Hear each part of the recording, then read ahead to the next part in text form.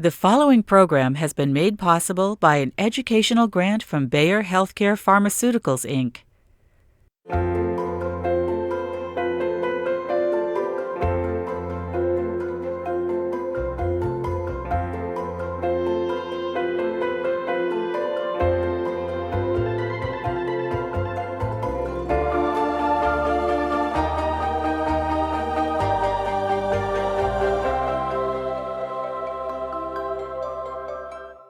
Welcome.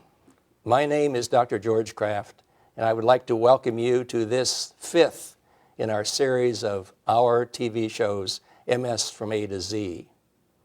For those of you who've seen previous programs, you know that each program we take a topic that's very important to persons with MS and their loved ones. We've talked about the history of MS, we've talked about depression, we've talked about what is MS, we've had other types of programs which I hope you have enjoyed. But I can tell you that the program you're going to see today is probably the most special one, at least in my mind, in the entire series of 9 shows. This talk today is being given by Dr. John Kurtzke, and Dr. Kurtzke is the biggest name in MS that there is. It is Dr. Kurtzke who has done more for the field of MS than I think any other physician. Many years ago, Dr. Kurtzke designed the scale that rates the disease status of persons with MS. And now for all drug trials in the world, this scale is used as the gold standard to measure change. More recently, Dr. Kurtzke has asked the question that we all ask, and that is, well, what causes MS? Why is it so common in certain parts of the country and the world and less common in others? What is the genetic predisposition? Why does MS occur? What is it? Dr. Kurtzke will have some interesting and challenging and fascinating answers to that question. Dr. Kurtzke will tell you about his experience in the Faroe Islands, where he has gone and examined patients with MS, why there appears to have been epidemics of MS around that area, and has done some research really which has profoundly changed our understanding what this disease is. At the present time, Dr. Kurtzke is an emeritus professor at Georgetown University in Washington, D.C., as well as the Uniformed Services School of Medicine in Washington, D.C. It is with great pleasure that I turn the lectern over to my good friend, Dr. John Kurtzke. John, thank you very much for coming to Seattle. Thank you, George.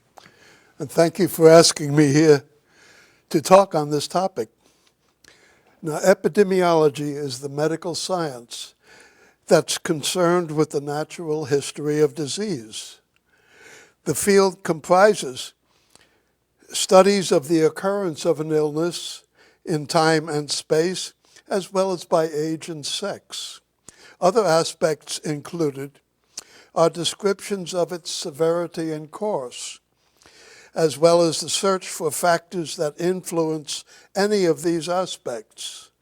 Such findings are important for all who deal with these disorders, from politician to practitioner. Its laboratory, in fact, is the world, and its subject materials come largely from the experiments of nature, many of which have been the result of the human propensity to warfare. Principles of practice for the epidemiologist are quite similar to those required for the neurologist, except that instead of where is the lesion, the primary question is where are the cases and when. These are the basic data that are needed or should be sought to study any disease. In fact, the original name of the field, as defined by Hirsch, was geographical pathology. For multiple sclerosis in particular, the military experience provides a unique resource. In the United States, during the Second World War, almost every healthy young male was in service. And among those 16 million, there were almost 300,000 women, and all of them at prime age for symptom onset in this disease. We undertook a study of those who had served in World War II from 1940 to 46, or in the Korean conflict of 1950 to 53, and who had been rated as service-connected for MS by the Veterans Administration. This decision required not only detailed examination and diagnosis by a neurologist, but also documented evidence of signs or symptoms compatible with MS that had occurred either during service or within 7 years after discharge. Each patient was matched one-to-one with a military peer on age, date of entry and branch of service, and survival to the time of our case ascertainment. This gives us a nationwide series of unprecedented size with unbiased pre-illness controls. The case control ratios approximate odds ratios, or since these were pre-illness matches, relative risk ratios. Geographically, the risk ratios for white men were highest across the northern tier of states from ocean to ocean, but with considerable variations among the states. But how representative of the true distribution of MS are the findings for these young men? If we take these same cases by their state of residence at service entry as the numerator, and the state population of white males aged 15 to 34 in 1940 as denominator, we can calculate age-specific prevalence rates for MS by state of residence. The percentages for these rates are almost identical to the case control ratios you've just seen. Further, if we use the controls for the cases versus the same population denominator, their prevalence rates are statistically homogeneous. In formal testing with 5,000 subjects and 48 degrees of freedom, a uniform distribution of the controls is not rejected. This is what one would hope for with a proper control. An appropriate control group should consist of a random sample of the same specific population at risk from which the cases arise. The only other description of MS by state in this country comes from mortality data. Death rates by state of residence in the U.S. for 1959 to 1961 are similar to the veteran case control ratios, and there is a highly significant correlation between the two distributions. All of these aspects support both the validity and the generalizability of the data from the World War II Veteran Series. A more recent study that we did concerns a later series of almost 5,000 veterans service-connected for MS who had entered the military between 1960 and 1994. This time they were matched 1-to-2 with military pre-illness peers. This interval included 2 war periods, the Vietnam War era of 1964 to 73, and the first war with Iraq in 1990 to 1991. Despite this admixture of types of service, so long as we kept to the same matching criteria used for the earlier series, we again had a very large nationwide sample of MS with unbiased controls. In World War II and Korea, white women had almost twice the risk of MS as white men, and black men had less than half. In the later series, the risk for black men had increased to 2/3 that of the whites. However, the risk for all women, regardless of race, was now 3 times that of white men. This increasing preponderance of women with MS has been found in almost every series throughout the world, although it has no ready explanation. The military contribution to MS did not start with World War II. Multiple sclerosis was the topic of the second annual meeting in 1921 of the Association for Research in Nervous and Mental Diseases. Their first one the year before dealt with von Economos encephalitis. This 1921 meeting was the first formal assessment of the disease in the United States. Note conclusion number 2. This male excess was based on all available case series since the disease was invented, including that of Charcot. In both Europe and the US, the male-to-female ratio averaged 1.4 male to 1 female. The geographic distribution of MS, which was conclusion number 5 of the commission, was derived from the presentation of Davenport's paper at that meeting. He had reported prevalence rates by state for World War I draftees, rejected because of MS.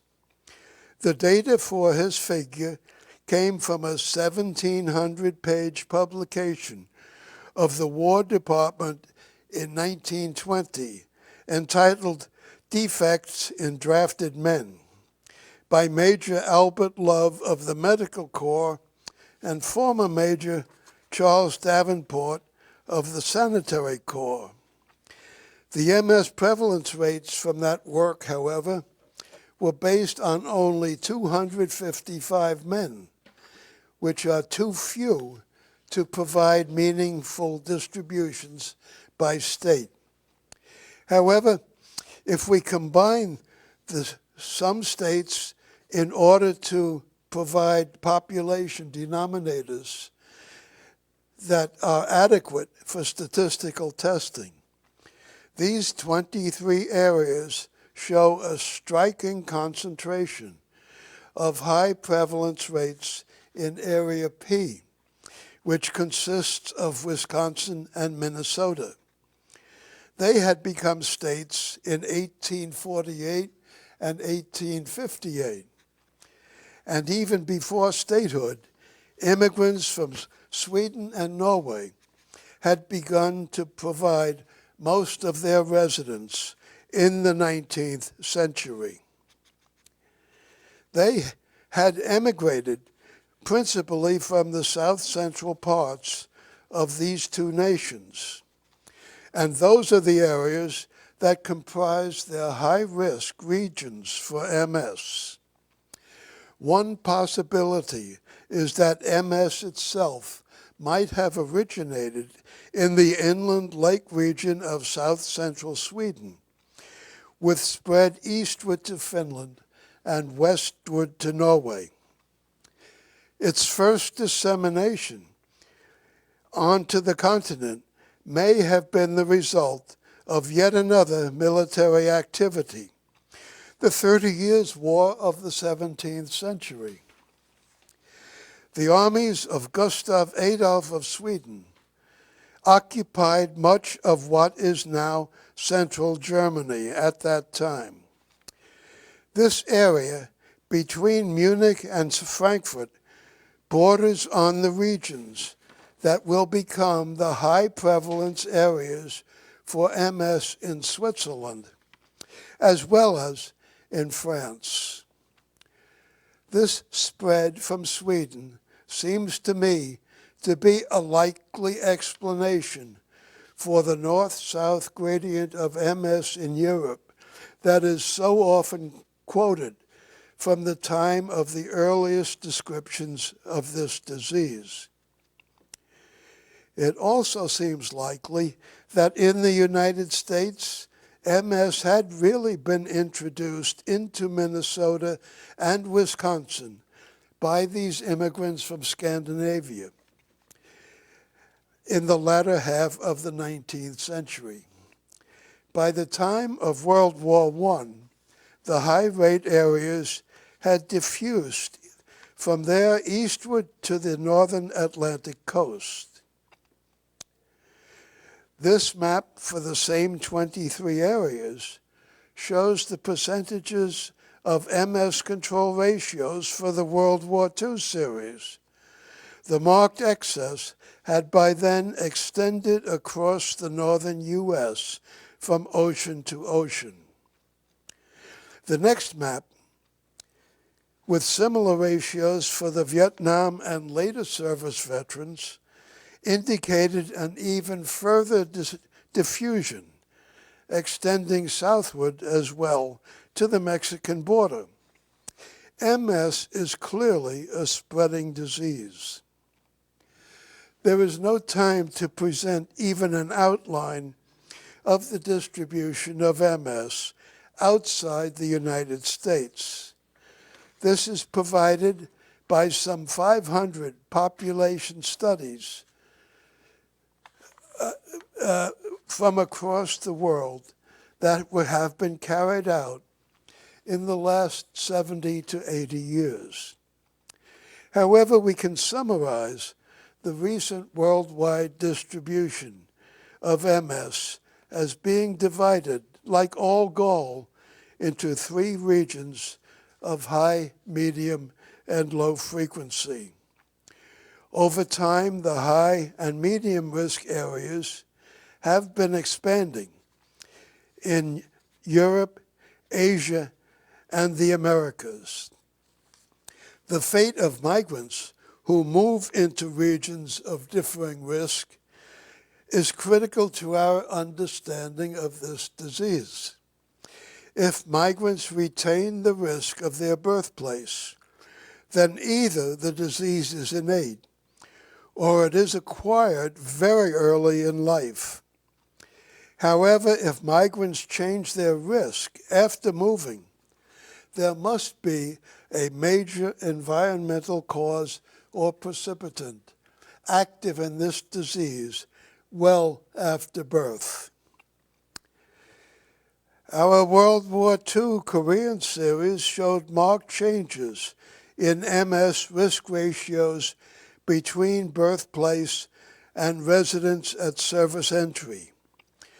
Non-migrants are on the major diagonal, north-north, middle-middle, south-south tiers of states.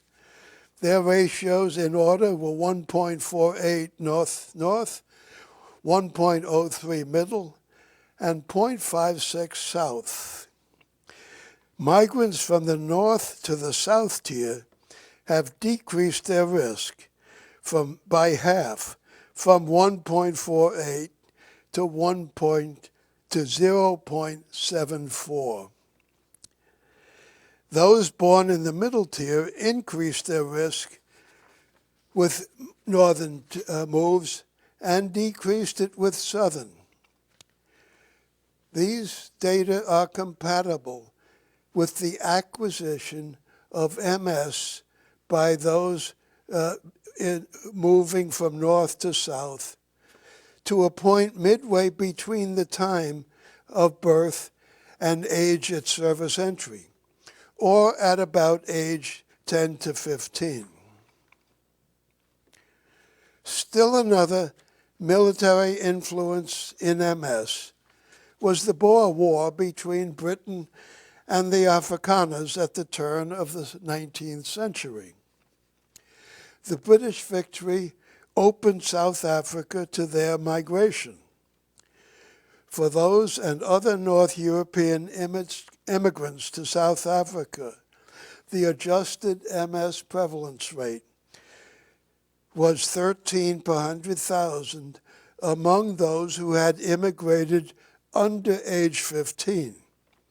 This was the same rate as for the native-born, English-speaking white South Africans. But for all age groups older at immigration, the prevalence was some 30 to 80 per 100,000, which is the same as in their homelands. This change is sharp and occurred exactly at age 15. Here, each patient is represented by a bar whose location on the y-axis shows age at immigration, and whose length along the x-axis is the number of years between immigration and clinical onset. These findings imply that natives of high-risk areas are generally not susceptible to the acquisition of MS much before age 15. But by that age, they have already affected. There then follows an incubation or latent period from their time of acquisition to which lasts some 15 to 20 years before the onset of symptoms. And during that interval, the place of residence is no longer relevant to the occurrence of this disease. One opposite migration was that for North Africans who moved into metropolitan France. Most of them had arrived exactly in 1962, at the end of yet another military conflict, the Algerian War for Independence, which was won by the Algerians. Those migrants with MS onset more than 1 year after immigration, cited as rate 2 in the A migrant columns, have an age-adjusted MS prevalence rate that was 1.5 times that for all France, which was 50 versus their rate of 77. The rates higher than those of the place into which migrants have moved are typical of first exposure to an infectious disease. The other migrants whose acquisition was in North Africa, shown as rate 1 in the A migrant columns, had the same median prevalence of 17 per 100,000 as expected in their birthplace. In this figure, age at immigration is shown as a line on the y-axis, and each patient is drawn as a solid circle on this line at the point on the x-axis that shows the number of years between immigration and onset. For the migrants with acquisition in France, there was at each year of age at migration a minimum of 3 years and a geometric mean interval of 13 years before symptom onset, from the point that was either age 11 or the age of immigration, if that was then at older ages. These findings suggest that some 3 years of exposure are needed for migrants from medium to high-risk areas in order to acquire this disease, with then a latency of about 10 years before symptom onset. They also suggest that susceptibility to this disease usually extends from about age 10 to age 45 or so at first exposure. In our more recent veteran series, we also have evidence on the effects of migration, and in both directions. In Alaska, MS seems to be a rare disease. for the native-born residents. A prevalence rate of 3 per 100,000 population was calculated for the one white resident of the state who had served in the Vietnam and later series of veterans and who had also been born in the state. Those who had moved into Alaska before service entry from the coterminous United States had a rate of 21, which was only half that for their birthplace. This significant increase is the same that we showed earlier for the World War II veterans who had moved from high north to their low south before service entry. In addition, the Alaskan-born who had moved south into the high-risk lower 48 states had a prevalence rate of 115, significantly above that of 45 for their new neighbors. This increase is similar to that for the African migrants to France that we have just now described. All the migrant series provide further support for the theses that multiple sclerosis is primarily an environmental disease that is most often acquired after early childhood, and that its acquisition requires prolonged or repeated exposure, followed by prolonged interval between acquisition and symptom onset. The simplest explanation is that MS is the result of a geographically delimited, persistent infection with a long latency and an age-limited host susceptibility.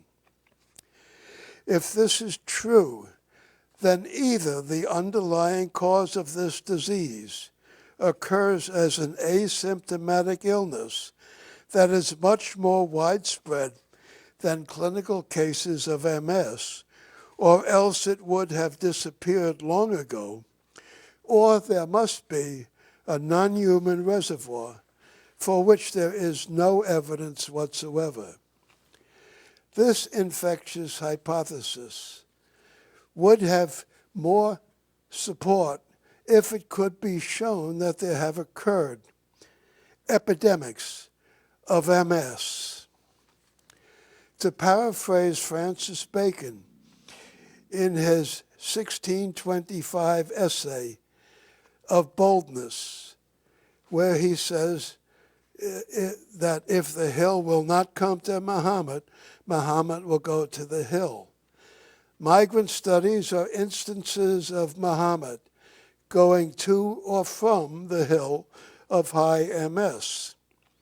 Epidemics are examples of the MS hill actually coming to Muhammad. There are two kinds of epidemics. Type 1 occur in susceptible populations exposed for the first time to a virulent infectious agent. Type 2 in populations within which the organism is already established. If the entire populace is exposed to a type 1 epidemic, the ages of those affected clinically will define the age range of susceptibility to the infection. We think there have been epidemics of MS that took place in several groups of islands in the North Atlantic Ocean: Iceland, Shetland Orkney, and the Faroes. They were all settled in the 9th century, mainly by Vikings from western Norway. Into the 13th century, they were all members of the Kingdom of Norway. And their epidemics, all of which took place in the 1940s also seem perhaps to share similar contributions from the military. Annual incidence rates in Iceland indicate at least one type 2 epidemic of MS beginning in 1945. The average rate for 1923 to 1944 was 1.6 per 100,000.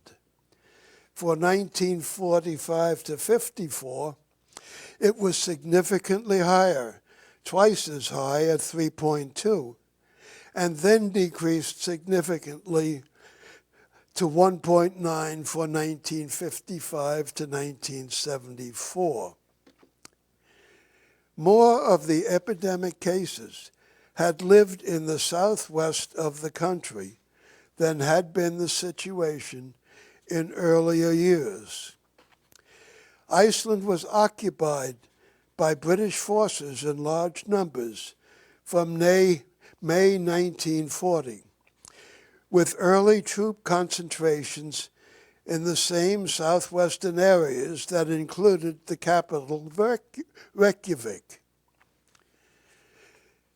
Most of the British Army were later replaced by Canadian and American forces. In fact, it was on 7 July 1941, 6 months before the attack on Pearl Harbor, that a brigade of U.S. Marines landed in Reykjavik. For Shetland and Orkney, between 1938 and 1970, the annual incidence rates showed recurrent epidemics, several times surpassing 14 per 100,000 population, the highest rates reported anywhere to this date. They then fell precipitously to some 3 per 100,000 in the 1970s. Scapa Flow in southern Orkney was the major northern base for the Royal Navy in World War I and from the mid-1930s into 1956. Heavy Army and Air Force contingents also were stationed there during and after the war, as well as in Shetland. It could well be that most of the MS cases at that time in those islands and in Iceland were the result of this extensive occupation. Perhaps here the military did carry the hill of high MS to Muhammad, a possibility that has support in our work on the Faroes. The Faroe Islands were a standard county or amt of Denmark until 1948, when they achieved semi-independence, though still remaining part of the Kingdom of Denmark. Originally part of Norway, as noted earlier, that country had been absorbed into Denmark in the 14th century. When Denmark lost Norway to Sweden after the Napoleonic Wars, one more military event to consider, the Atlantic Islands remained under Danish rule. The Faroe Islands, however, retained their Norwegian culture and language to the present day. The Faroes lie in the North Atlantic Ocean at 62 degrees north latitude and 7 degrees west longitude. They comprise 18 major volcanic islands made of basaltic rock, all with steep hills reaching the shores of the ocean or the bays and fjords. Almost all the 120-odd villages are in such inlets. The population exceeded 44,000 in 1998. On the main island of Streymoy is Tórshavn, the capital, which is shown here in an aerial view. The city itself has a population of 14,000. It is also the site of the National Hospital. There has been a hospital in Tórshavn since 1829, which is only 10 years after Linné invented the stethoscope, not on the Faroes. 2 more hospitals were established in 1905, one in Klaksvík on the northern island of Bori. The other was on Tveri in the southern island of Suri. I have been working with the late Kai Hillested and Anna Heltberg, both neurologists of Denmark, investigating MS in the Faroes since the early 1970s. Between 1974 and June 1999, each one of us had personally examined every person alive in the Faroes in whom MS was suspected. We used every conceivable source of medical information to find all possible cases from 1900 on. The medical records of all these cases were obtained and independently reviewed by each one of us. As of 1999, we had found 189 suspected cases, and we had agreed that 83 of them were MS. They were then classified according to birthplace and any residence off the islands. We first excluded 13 non-Faroese MS who had been living there. There were then 15 Faroese, called Group C, who had long periods of foreign residence. They too were excluded from the resident series. The included series then consisted of 14 Faroese of Group B, those with short periods of overseas residence, and 41 of Group A, those who never lived off the islands before onset, and therefore had no other possible source of this disease. The Group B cases were included with the Group A since their age of overseas residence did not correlate at all with the age of MS onset.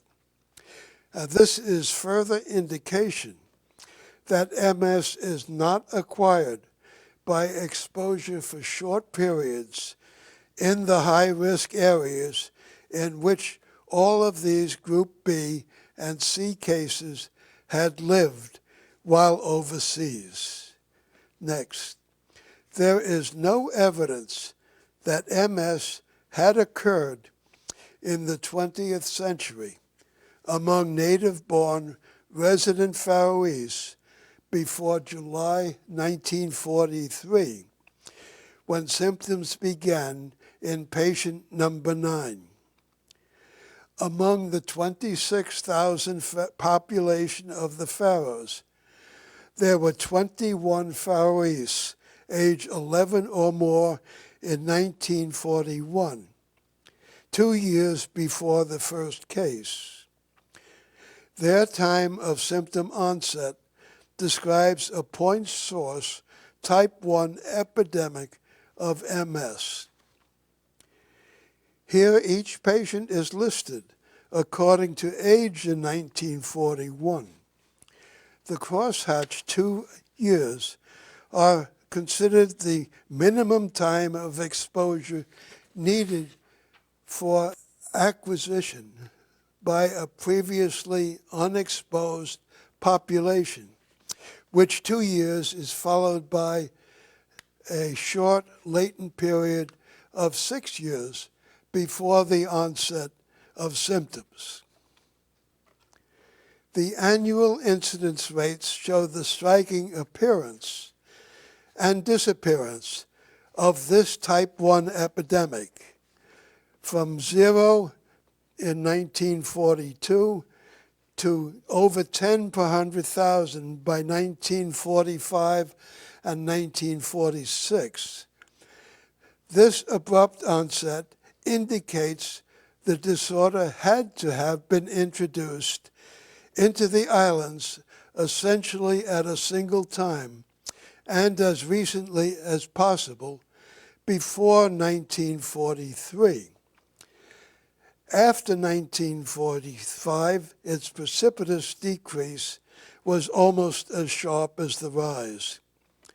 Its widespread occurrence at that time throughout the islands is shown by the scatter of the villages in which the patients lived in almost every island, a major island of the Faroes. They are shown here as solid black circles. What was introduced into the Faroes had to be a new exogenous agent carried in Mahomet's Hill into the islands between 1940 and 1944. Denmark and Norway were both invaded by Germany on 9 April 1940. On 13 April, a detachment of Royal Marines landed in Torshavn. 10 days later, they took part in an air raid drill conducted by the Faroese. The next month, they were replaced by Army troops. Later came Air Force units, and the entire operation was under the Royal Navy, as indicated by the white ensign flown here, together with the Danish flag in Torshavn.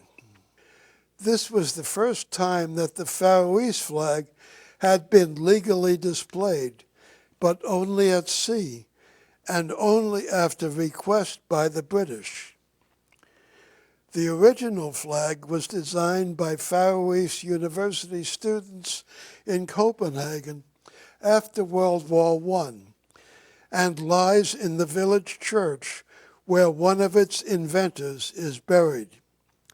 In 1948, this became the official national emblem of the Faroe Islands. The war diaries were obtained and defined the line or combat forces stationed, together with their dates of occupation.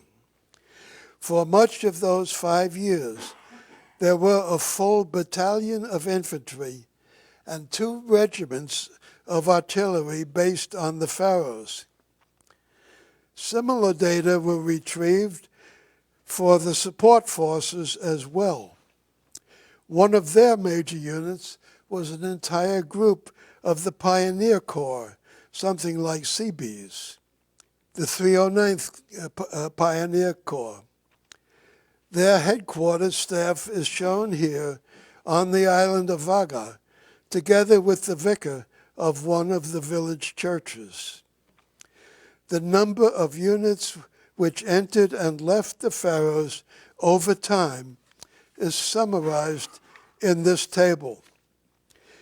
By 1941, there were some 1,500 troops stationed on the Faroes. In 1942, the numbers rose to 7,000 toward the end of that year, exceeding 4,000 between June 1942 and August 1943.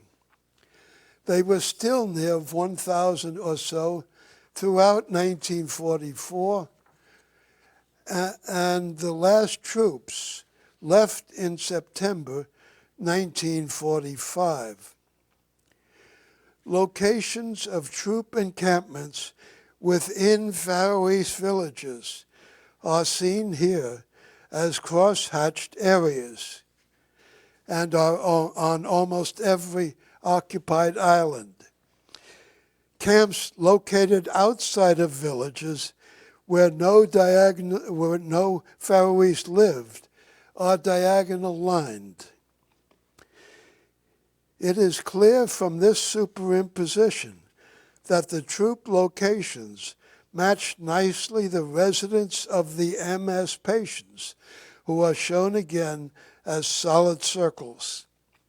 We concluded that the troops had introduced something into the Faroe Islands, which resulted in an epidemic of clinical MS.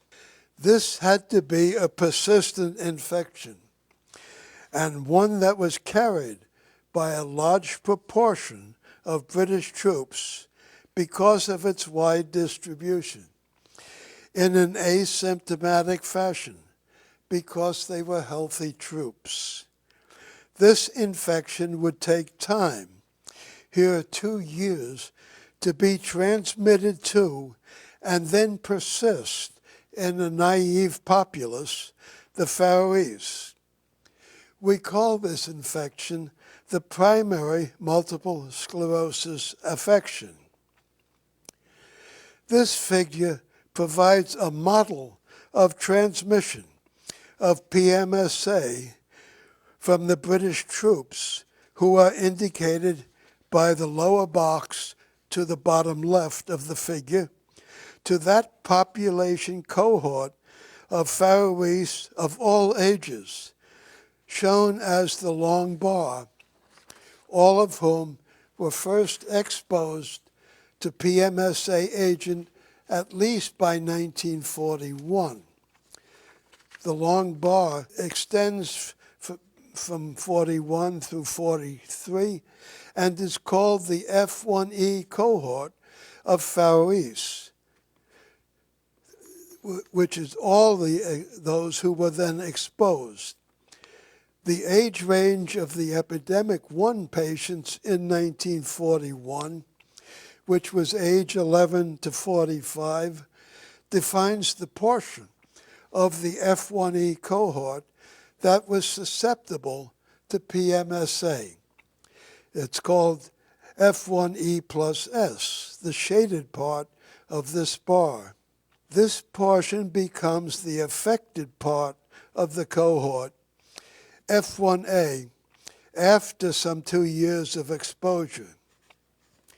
Now, after the British left by 1945, any further disease would have to be the result of transmission from the persistently infected F1A cohort to the next susceptible cohort of Faroese, because there was no other source of the disease.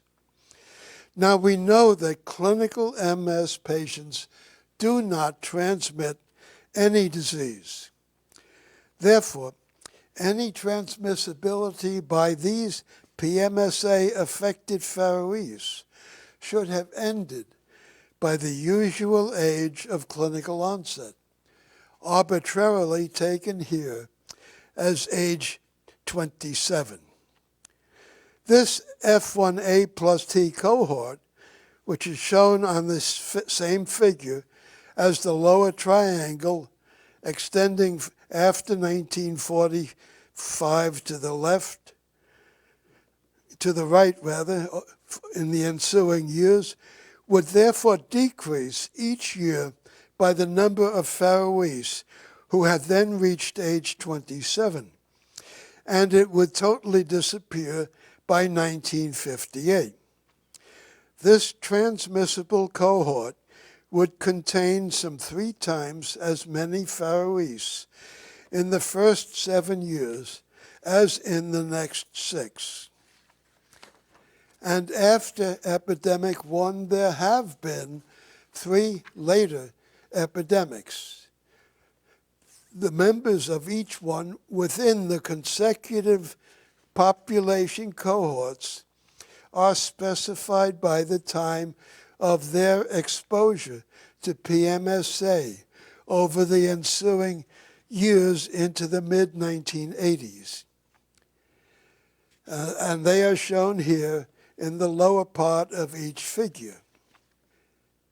If we plot age at onset versus year of exposure, it showed that there was no overlap at all among any of the epidemics from 1 through 4.